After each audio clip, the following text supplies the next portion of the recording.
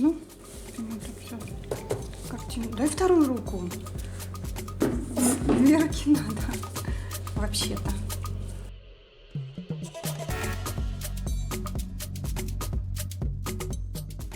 Всем огромный привет, меня зовут Светлана, добро пожаловать на канал. Если вы еще на него не подписаны, то не забудьте подписаться.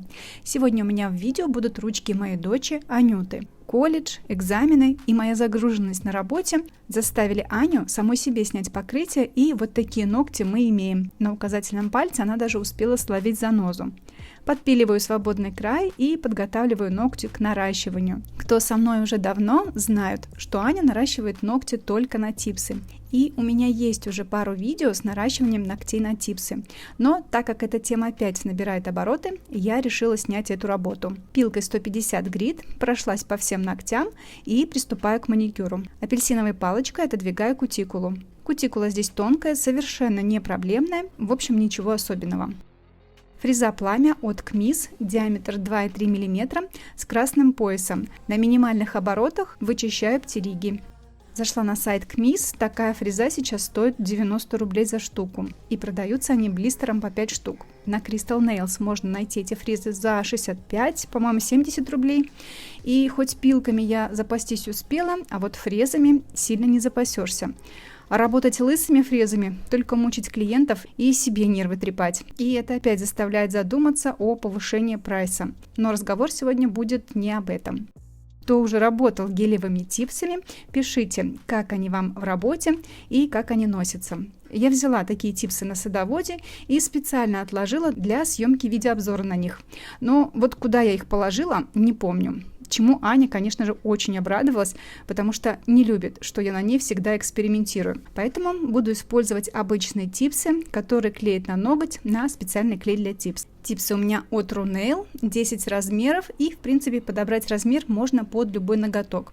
На них есть специальная выемка, которая клеится на ноготь. Обезжириваю ногти, наношу праймер, и вот здесь уже нужно было клеить типсы. Так я раньше и делала, но сегодня я решила покрыть ногти каучуковой базой и типсы клеить на базу.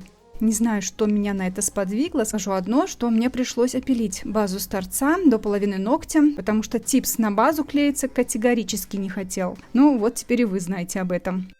Подобрала типсы по размеру, и боковые параллели должны продолжать ноготок. Если нет идеально подходящей формы, можно взять побольше и немного подпилить. Клей у меня вот такой с кисточкой. Самый часто задаваемый вопрос, можно ли использовать суперклей. Нет, нельзя. Тут я решила заморочиться еще больше. Фрезой шар опиливаю выемку, которая будет соприкасаться с ногтем. Делать это совершенно не обязательно. Типс и без этого замечательно клеится на ноготь, без базы. Обращаю ваше внимание еще раз. Нанесла клей на типс и хорошо прижимаю к ногтю. Обязательно выгоняем воздух из-под типса. Держу секунд 10 и типс приклеен. Как видно, здесь ногти уже запилены на торцах от базы. Покажу еще раз поближе.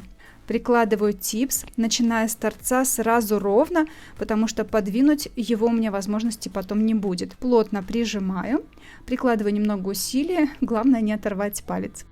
На указательном пальце я уже расслабилась и, возможно, где-то не дожала или не додержала. Образовался воздушный карман и типс отклеился. Протираю ноготь обезжиривателем, клею еще раз. Если клей остался на типсе, его нужно убрать пилкой или взять новый типс. Таким образом я подготовила подложки для ногтей. Определяемся с длиной, а затем типсорезом убираю лишний материал.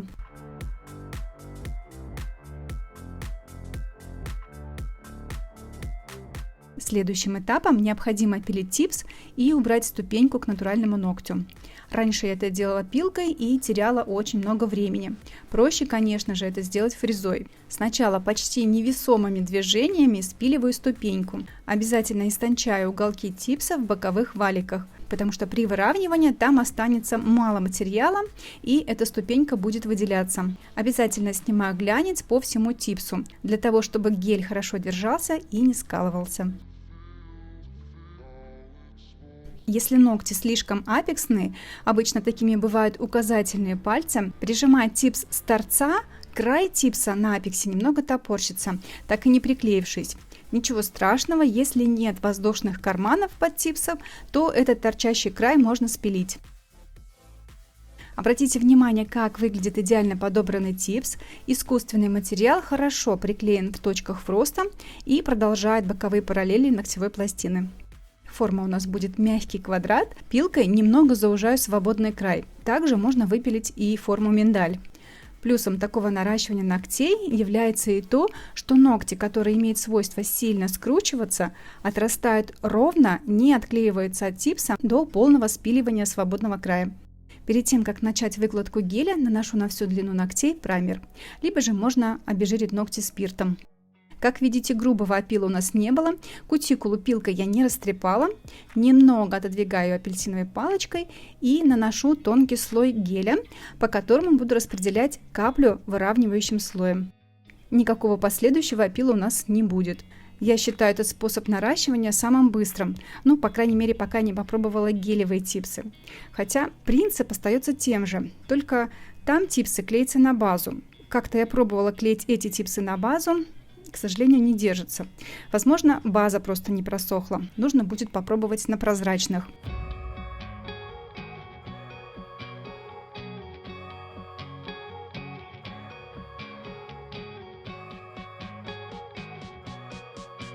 Ну и вот такие ногти у нас получились. Снимаю липкий слой и приступаю к покрытию гель-лаком. Анюта выбрала оттенок номер 100 от Fiore. По-моему, только она красит ногти этим оттенком. Получаются такие себе шоколадки. Выкрашиваю все ногти в 2 слоя, кроме безымянных пальцев. Если бы вы только знали, сколько мне усилий стоило уговорить Аню сделать дизайн. Изначально она хотела вот такие ногти. Хотя тут дизайн, прям на каждом ногте. И поняв, что это будет долго по времени, она отказалась от этой затеи. Дизайн, который я сейчас выполняю, отдаленно напоминает тот, что был у нее на фото. Разбавила основной оттенок гель-лака с топом и рисую волны. Она еще не видит, что тут происходит, сидит в телефоне.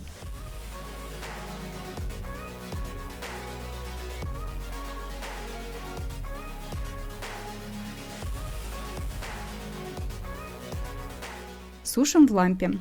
Затем углы закрашиваю чистым цветом. Получается как будто такой градиент или тень.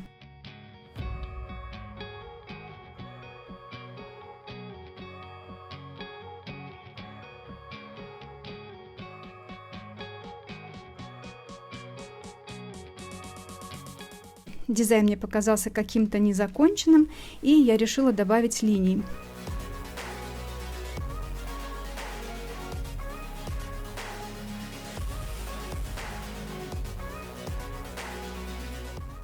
По-моему, здесь он уже заиграл по-другому.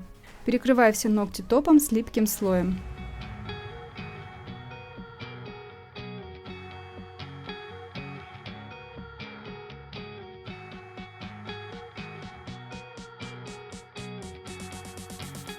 Снимаю липкий слой, и тут Анюта замечает дизайн, и, о чудо, дизайн ей понравился. Пилкой придаю четкости торцам. Вот из таких коротышей за 2 часа, если бы я не мудрила с базой и запиливанием типс, справились мы, конечно же, быстрее бы. Мы нарастили вот такие ногти. Носятся ногти на типсах отлично, до полного срастания и спиливания типс. Если видео было полезным, поддержите его лайком и комментарием. С вами была Света. Увидимся в следующих видео. Пока-пока.